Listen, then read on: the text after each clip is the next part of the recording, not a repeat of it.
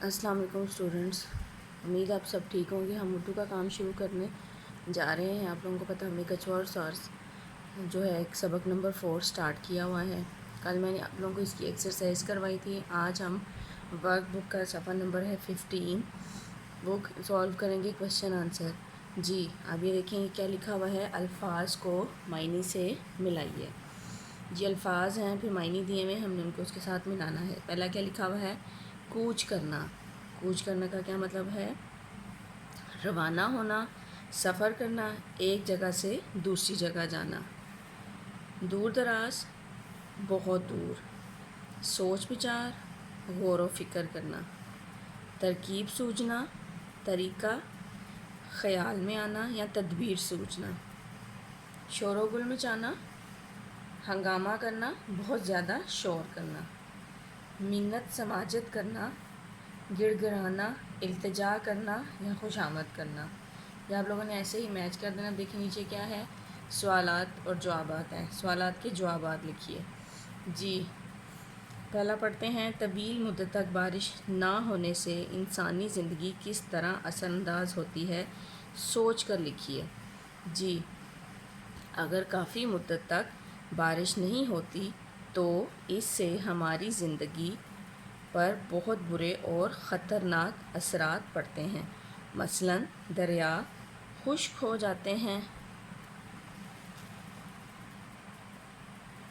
خوراک کی قلت ہوگی، جانوروں کی زندگی خطرے میں ہوگی، بیماریاں پیدا ہوں گی۔ Is it clear? جی اب نیچے دیکھیں کویشچن لکھا ہوا ہے، رسول اکرم صلی اللہ علیہ وآلہ وسلم عہد کی پابندی فرماتے تھے، دوسروں کو بھی اس کی تلقین کرتے۔ عہد کی پابندی کے حوالے سے آپ صلی اللہ علیہ وآلہ وسلم کا ایک واقعہ بہت مشہور ہے، ساتھیوں سے بات کر کے وہ واقعہ لکھیے۔ جی رسول صلی اللہ علیہ وآلہ وسلم جو عہد کرتے تھے اسے پورا فرماتے تھے۔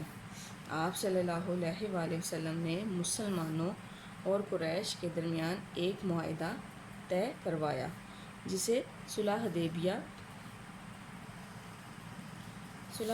کہا جاتا ہے، جس میں یہ طے پایا کہ آئندہ 10 سال تک جنگ نہیں ہوگی۔ قریش نے جب اس معاہدے کی خلاف ورزی کی تو آپ صلی اللہ علیہ وسلم نے ان کے ساتھ جنگ کرنے کا فیصلہ کیا۔ نیچے دیکھیں کویشچن، آپ نے اس سے کیا سبق سیکھا؟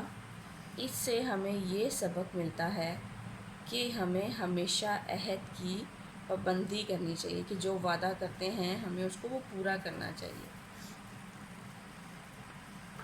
جی کویشچن دیکھیں لاسٹ ہے پیج 16 کا، آپ کے خیال میں بچوں نے کچھوے کو دیکھ کر جو کیا وہ درست تھا یا غلط؟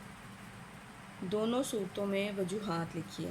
جی بچے کو کچھوے کو دیکھ کر شور نہیں مچانا چاہیے تھا، انہوں نے غلط کام کیا کیونکہ ان کے شور سے کچھوے نے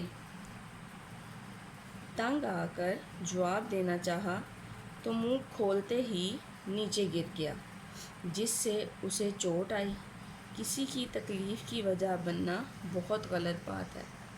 یہ 2 پیج ہیں، آپ لوگوں نے سولو کر کے مجھے سینڈ کرنے ہیں۔ کسی کو اگر سمجھ نہیں آئے گی تو مجھ سے پرسنلی طور پہ کال کر کے یا میسیج کر کے پوچھ سکتے ہیں۔ مجھے امید ہے آپ سب کو سمجھ آ گئی کہ اب آپ لوگ اپنا کام سٹارٹ کریں۔